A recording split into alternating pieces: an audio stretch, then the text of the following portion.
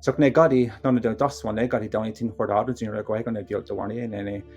okay kan wa sung a ji sai go skat ne yung go yo da je ne agwa kan yetin sta han jo kan jade ji sai go jakot go ha just na go sat stansla ne agwa kan ga ne ga runya da na agwa kan to ta di der ne kon jo su an no su an yan de kon do holder dio da ji jup na ho kan sa kon ha ne sung go yetisum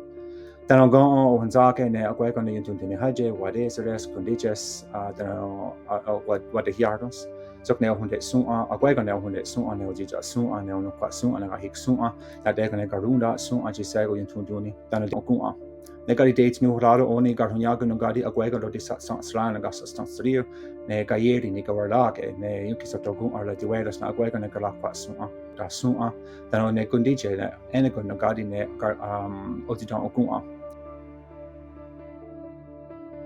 What you've just heard is a contemporary blessing in the Mohawk language. It is a deeply respected spiritual sanction that speaks to a long tradition of Indigenous interaction with the non-Indigenous world. The work we're doing as Treated Spaces matters in today's world because international bodies and landmark reports all recognize that climate change adaptation, water conservation, and conversion to clean energy are intimately tied to Indigenous nations, their lands and their territories.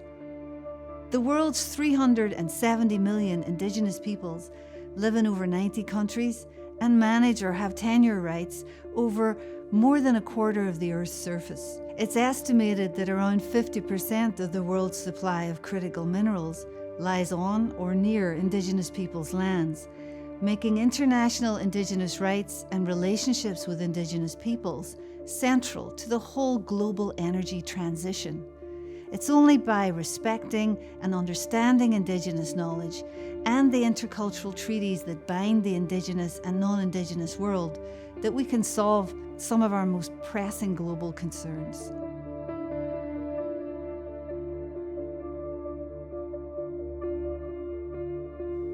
The Treated Spaces Research Group's next large project is called Historic Houses Global Crossroads,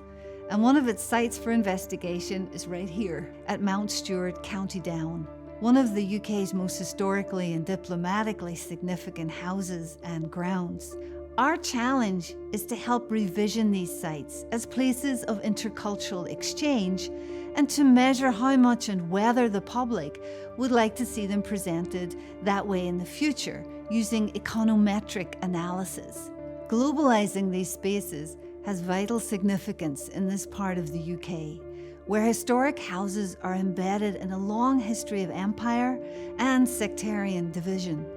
Instead, we seek to make them unfamiliar again as places of interconnection between global communities, so that when people from diverse backgrounds, whether they're Indigenous, Chinese, South Asian, or European, when they come to visit them, they find meaningful connections and representations of their culture.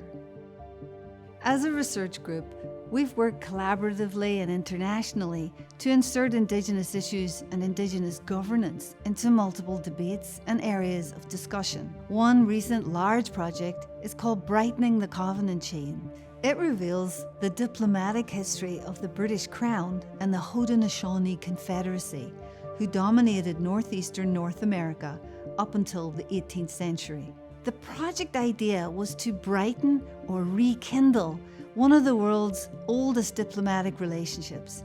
and it was timed to correspond with the 260th anniversary of the first special relationship between America and Britain, embodied in the Treaty of Niagara of 1764. The project highlights Indigenous diplomatic protocols and their ability to bind the British King, and by extension Canada today via treaties, in a metaphorical covenant chain relationship with the Haudenosaunee.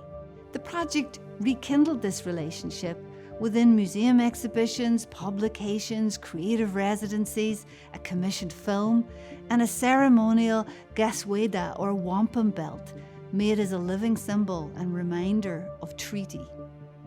We visualized these relationships using a dynamic interactive map of Indigenous settlements and activities called Movement and Common Worlds. It was co-developed with Indigenous communities and King's College London's Digital Lab to show traditional settlement and place names, traditional routes of movement before and after colonial treaties, and how the cultural landscape changed across 2 centuries. Our work has impacted both UK and European museums and heritage sites, their visitors, staff and volunteers, as well as UK GCSE and A-level provision and US and Canadian museums, as well as a number of the Indigenous communities that they serve. Also, a precedent-setting treaty-related legal case in Canada that changes the commerce potential for Mohawk peoples. Some of our other research projects have impacted understanding of how Indigenous traditional knowledge informs climate change adaptation strategies in Australia and the United States, and how Indigenous interior diplomacy directs the geopolitics of North American energy and resource use.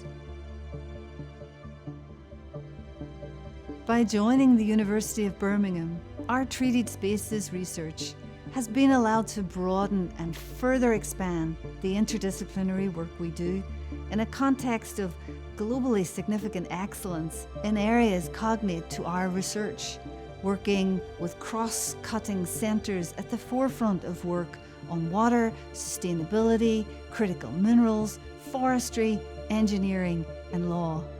But for us, what's especially enabling is its ambition